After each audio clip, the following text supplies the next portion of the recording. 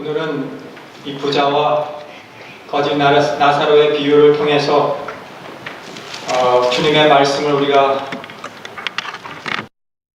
배우게 되겠습니다. 유일하게 누가복음에만 기록된 비유입니다. 중요한 것은 오늘 이 말씀이 내세에 대해서, 현세와 내세에 대해서 기록하고 있는 말씀이기에 우리의 심장을 떨리게 하는 말씀이기도 합니다. 오늘 두 사람이 나오는데 한 사람은 부자고 한 사람은 거지였어요. 둘 다 죽었고 한 사람은 지옥에, 한 사람은 천국에 가게 되었다는 것입니다. 주님은 항상 이렇게 대조적으로 비유로 말씀하실 때가 많았는데 오늘 이 말씀에만 오늘 현세상과 내세 세상에 대해서 말씀하신 비유는 이것뿐이에요. 그래서 우리에게 두렵고 떨리는 말씀이 아닐 수가 없는 것입니다. 오늘 첫째로 이 비유에서 이 땅에서의 삶을 설명해 주고 있습니다.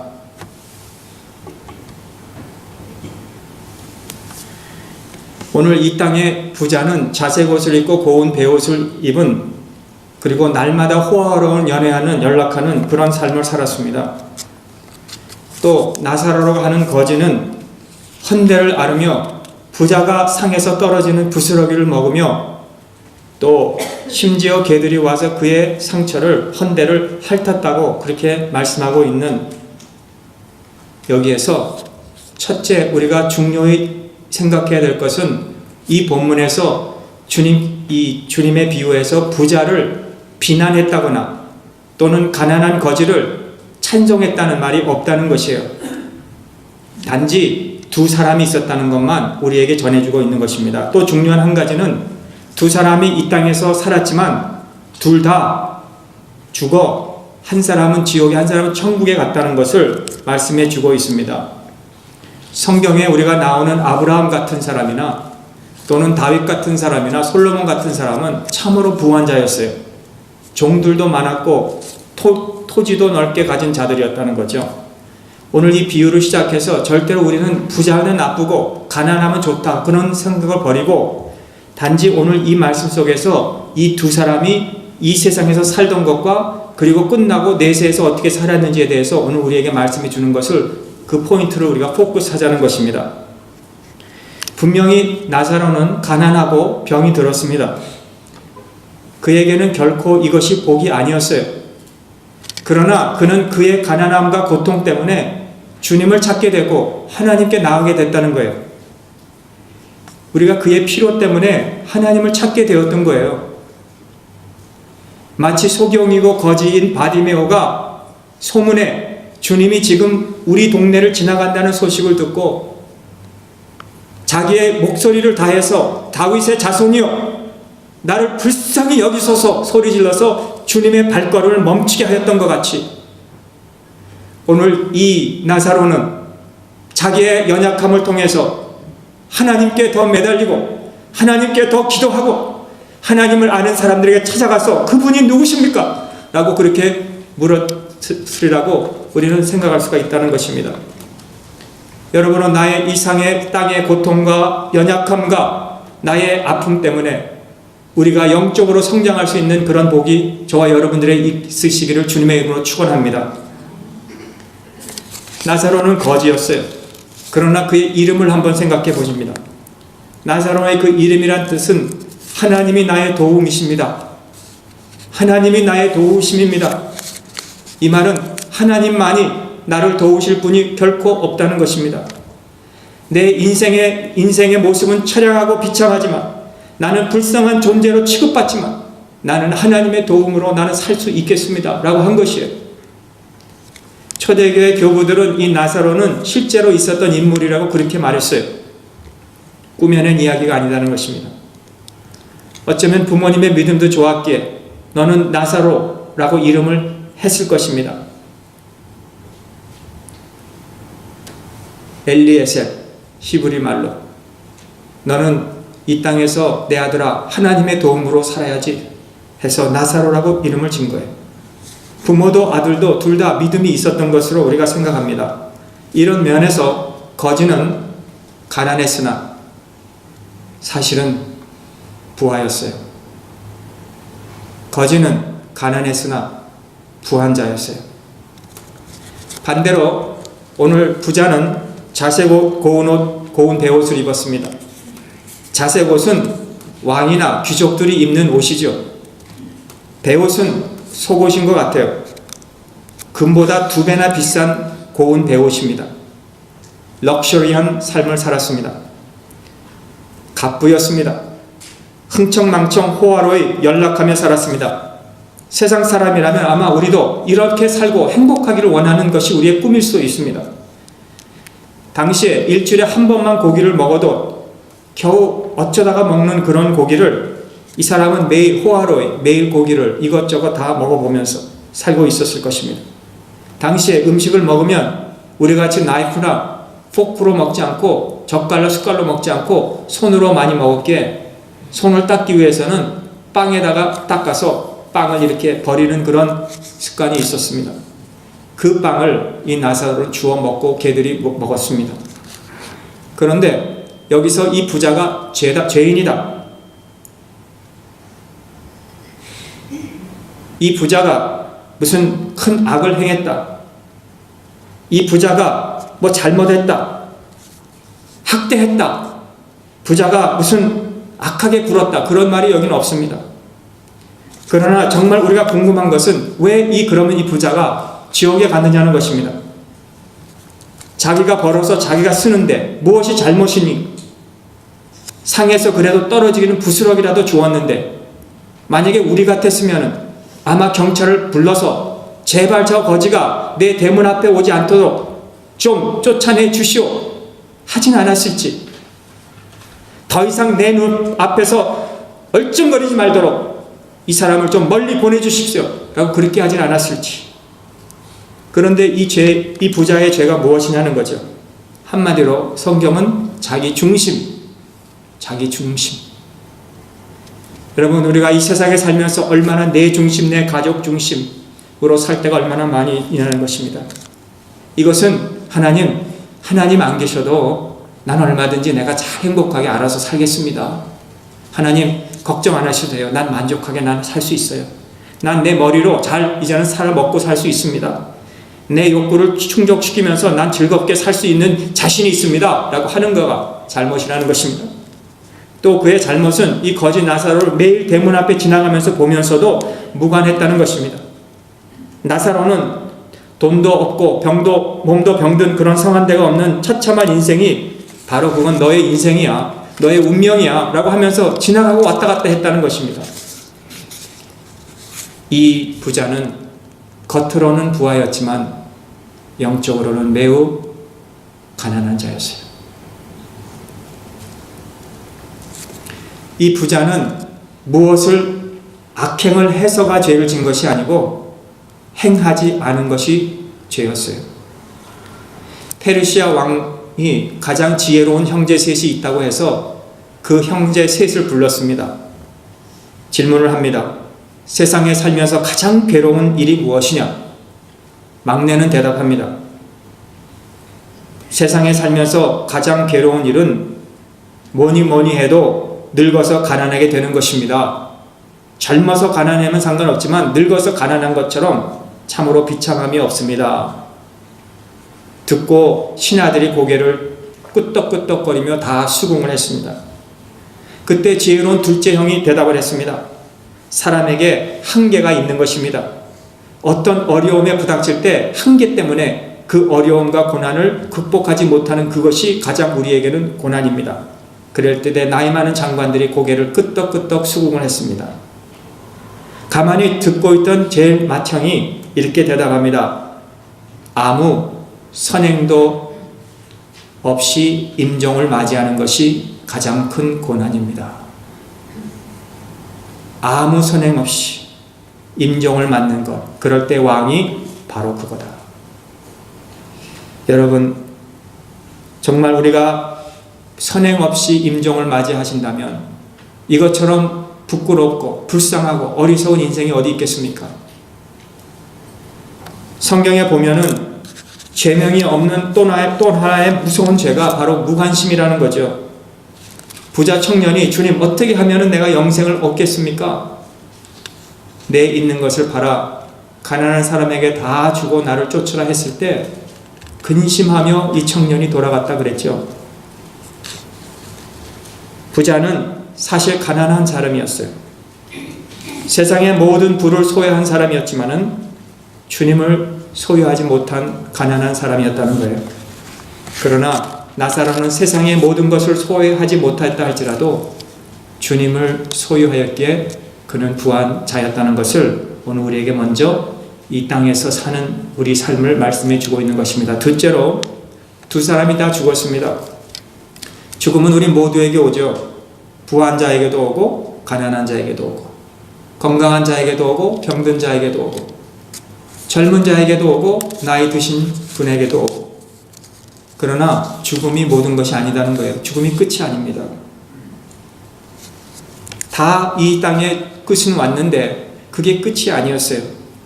거지는 죽어서 천사들에게 받들려 아브라함의 품에 올라갔고 부자도 죽어 여기 장사되매 음부에 들어가 고통 중에 있었다고 말씀하고 있습니다. 부자나 거지나 죽음에는 마찬가지예요. 그러나 죽음이 끝이 아니었어요.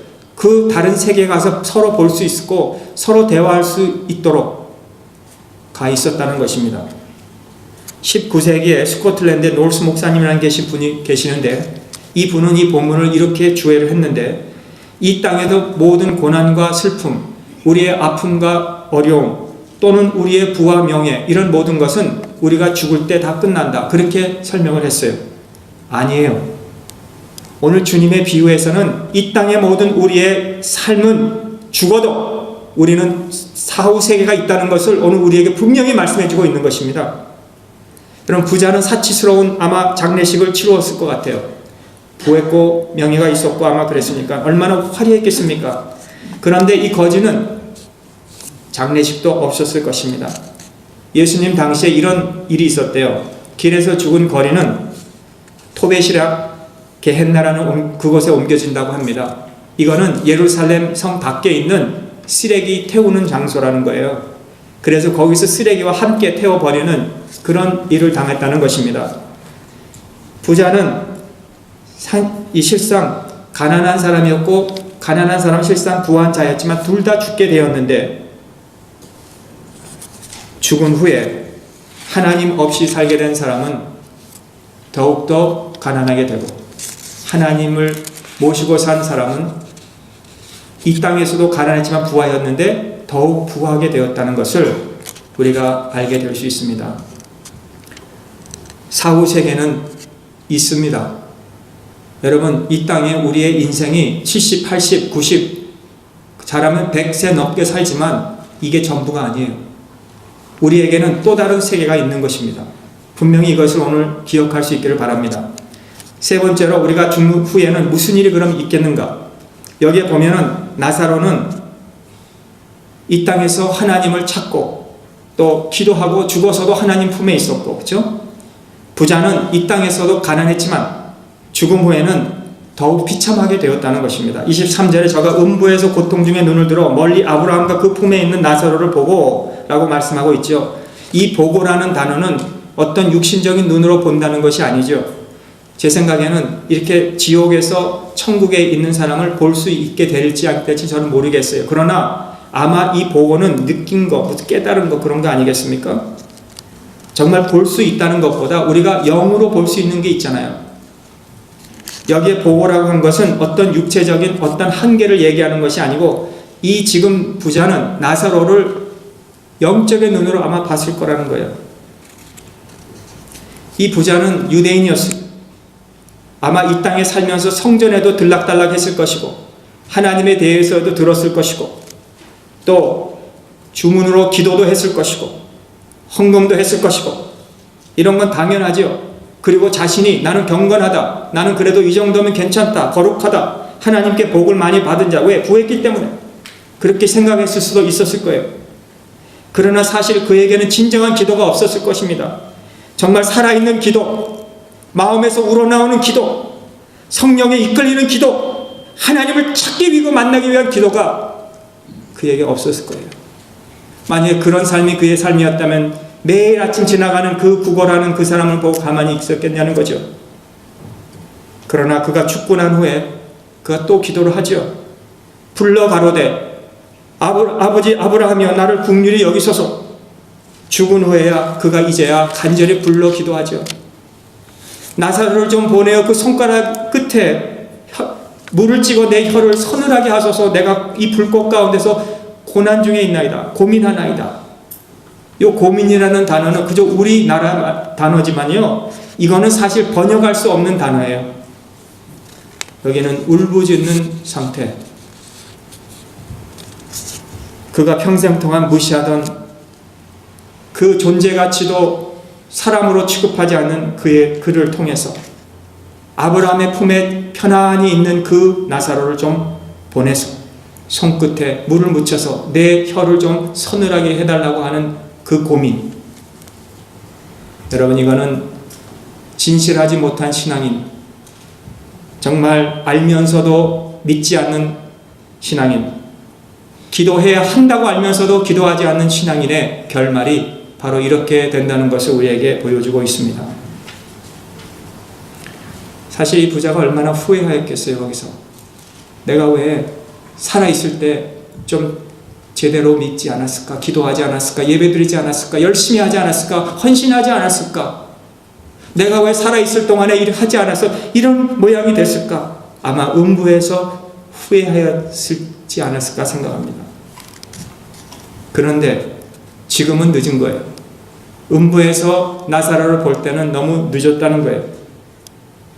여러분, 10년, 20년, 30년, 50년, 70년 우리에게 얼마나 많은 기회가 주어지고 있습니까?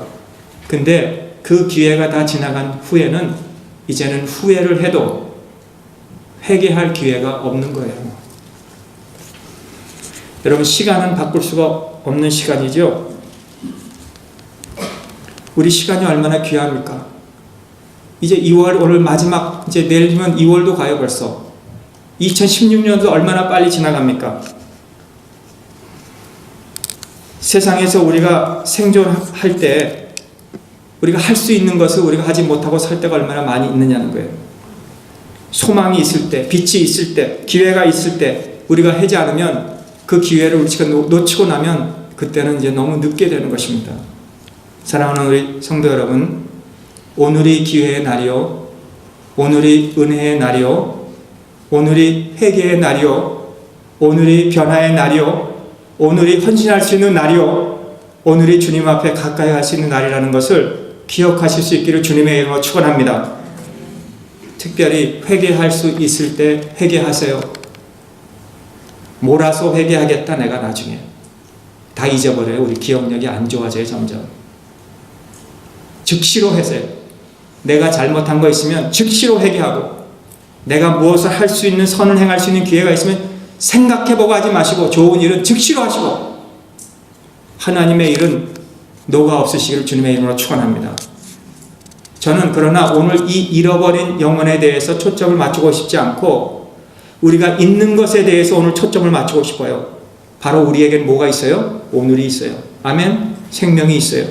오늘 기회가 있어요. 오늘 주님을 영접할 수 있어요. 오늘 회개할 수 있어요. 오늘 헌신할 수 있어요. 아직도 늦지 않았어요. 아직도 오늘이 구원의 날이에요. 여러분, 오늘 하실 수 있는 이런 역사가 있기를 주님의 이름으로 축원합니다. 크리스토퍼 말로라는 이 아름다운 비유를 이렇게 설명했는데, 너무 아름답게 설명하는 그런 반면에 잘못 표현을 했어요.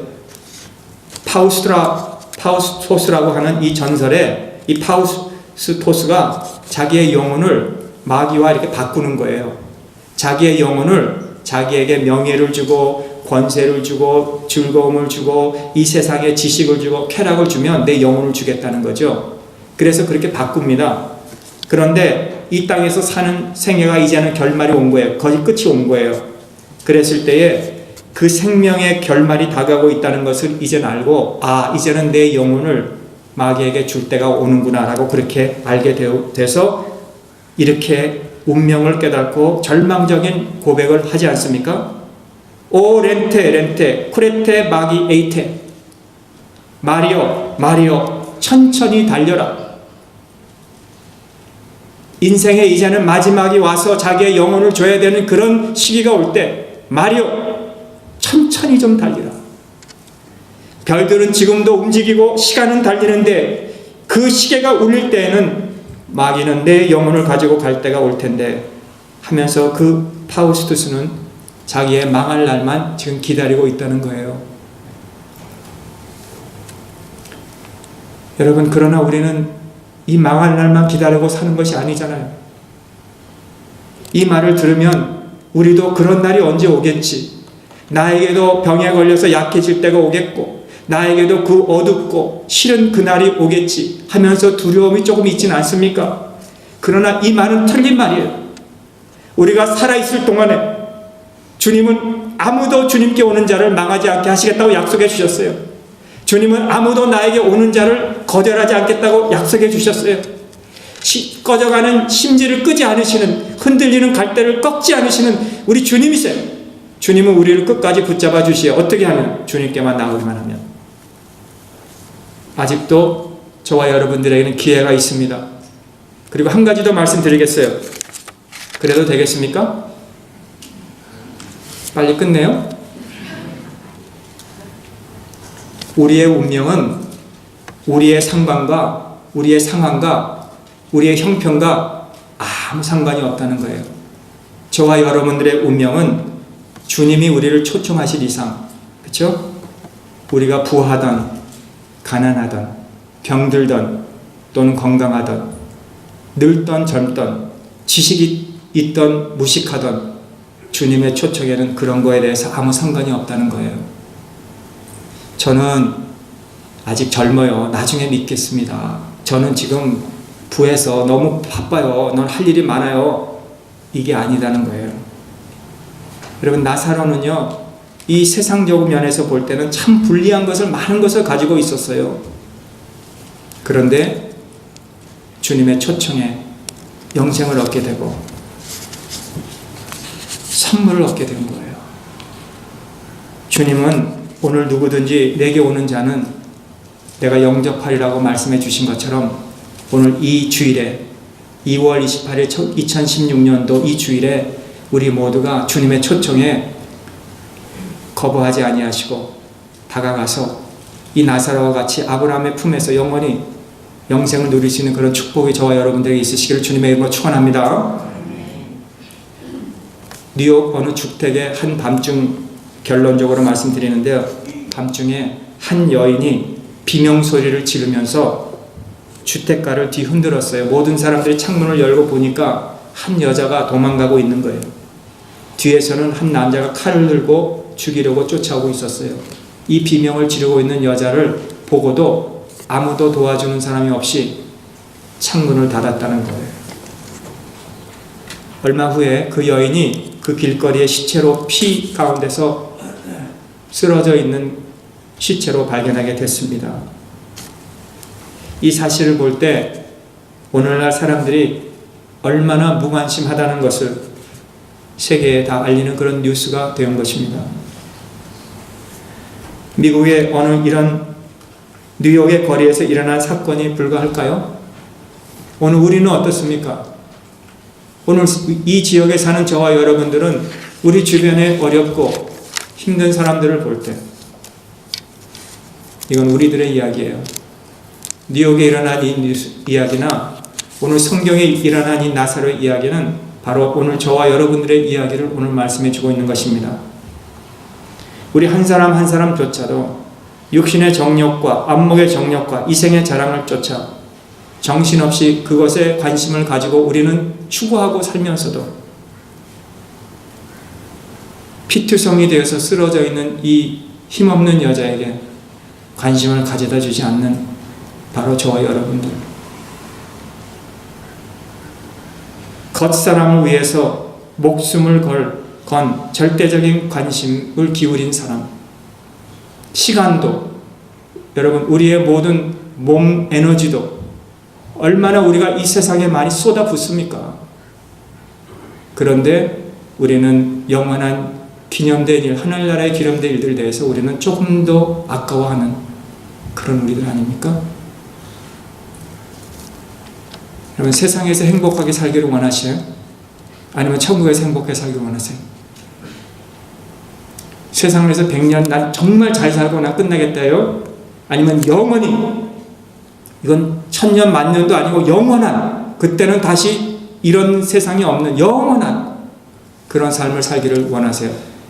그때 비해서 오늘 이 땅의 삶은요, 그림자에 비유한다 그랬어요. 비교. 그렇죠? 저와 여러분들은 천국에 지금 가치를 두고 살면서 천국에서 영원히 살 수 있는 저와 여러분 되시기를 바랍니다. 여러분 부하십니까? 여러분 부에 자랑하지 마시고 부에 교만하지도 마시고, 여러분 가난하십니까? 가난하다고 비굴하지도 마세요. 여러분들은 다 천국 소망을 가진 자면 영적으로 여러분 다 부한 자인 것입니다. 이런 여러분들이 될 수 있기를 주님의 이름으로 축원합니다. 기도하겠습니다.